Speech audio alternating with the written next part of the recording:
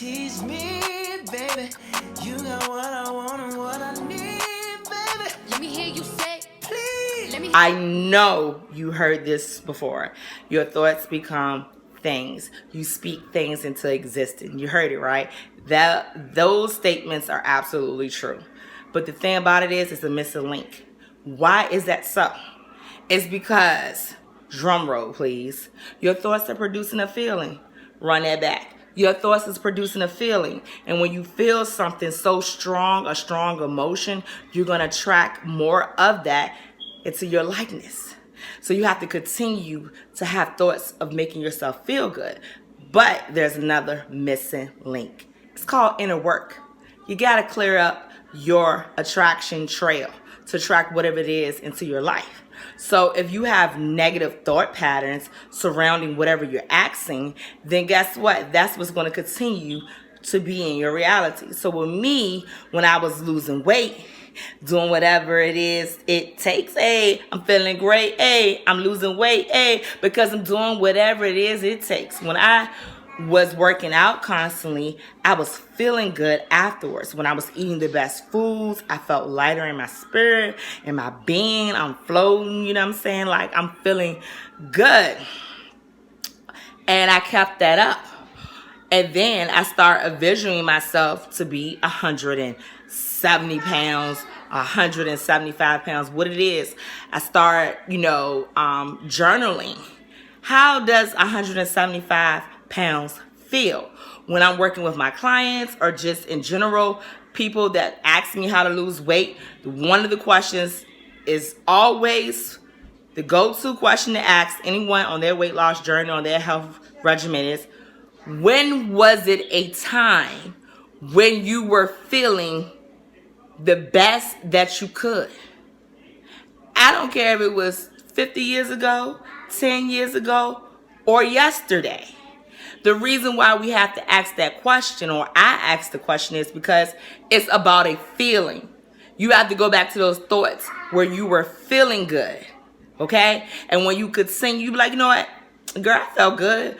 When I was 20 years old, I had small waist, abs. I could eat whatever I want, whatever. I heard it all. I was 40 years old. I was running 3-4 miles a day, whatever it is. So it don't matter what age. Age ain't got nothing to do with it. But it was that point of time in your life. Time is nothing but thoughts. So you have to go back and remember so you can attract more of that into your likeness. That's the key.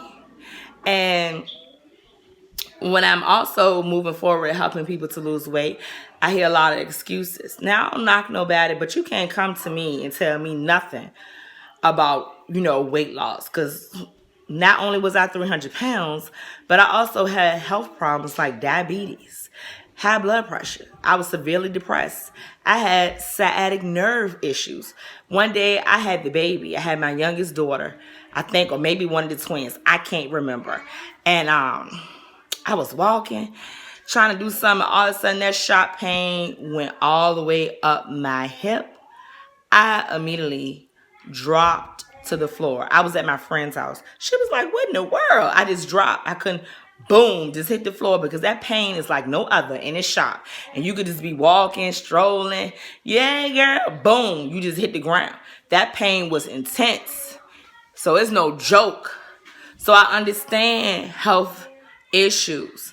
But the thing about it is you have to find ways that are fun, that you enjoy doing to get your body moving.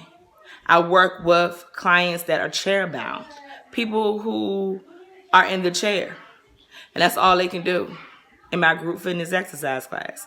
And guess what? And we still gonna have fun because I put that Maze and Frankie Beverly on before I let go. I said before you let go, you is gonna move your body today. You are supposed to move continuously. And then not only by you moving, you're also releasing negative energy that is stored in your body and joints. So when I tell anybody about this weight loss became a spiritual journey for me.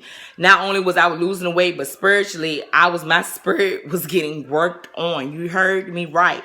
Every day we are reborn again, shedding that ego. And a lot of stuff that I was holding on to, I had to let go because of my ego, my pride. Oh, I'm not going to forgive that person. I rather hold on to my hurt.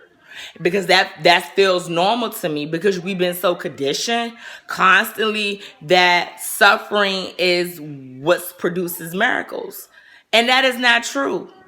Your miracles and your blessings don't have nothing to do with you suffering. But because we've been programmed from childbirth on down, because we look at Jesus died on the cross for us so you could live again, so you could be restored. No, Jesus died and shed his ego and ascended was the message that we needed to hear. Us doing the same, letting go of these grievances, forgive people. Even don't the Bible speak about forgive people? And you can't do on to others that people have done to you. But the reason why you're doing it to other people because you feel like you've been attacked and your ego is hurt. And so you got to attack because you got to prove a point. But when you get to the point you can forgive, and I understand, you be like, well, how can I forgive anybody? This person abused me sexually. I've been sexually abused since I was 3 years old. Yes, 3. And it continued. So I understand and each day you have to find moments where you could forgive people. Or this person broke my heart. Understandable. But you have to find ways to forgive. No matter how deep the hurt may feel, you have to let go, because it will weigh you down physically, mentally, and spiritually, and financially. Because when you broken in one area, you're broken in all areas. I'm personally understand that concept, especially about where you have to be reborn again. A seed that sustains life has been planted but has to die.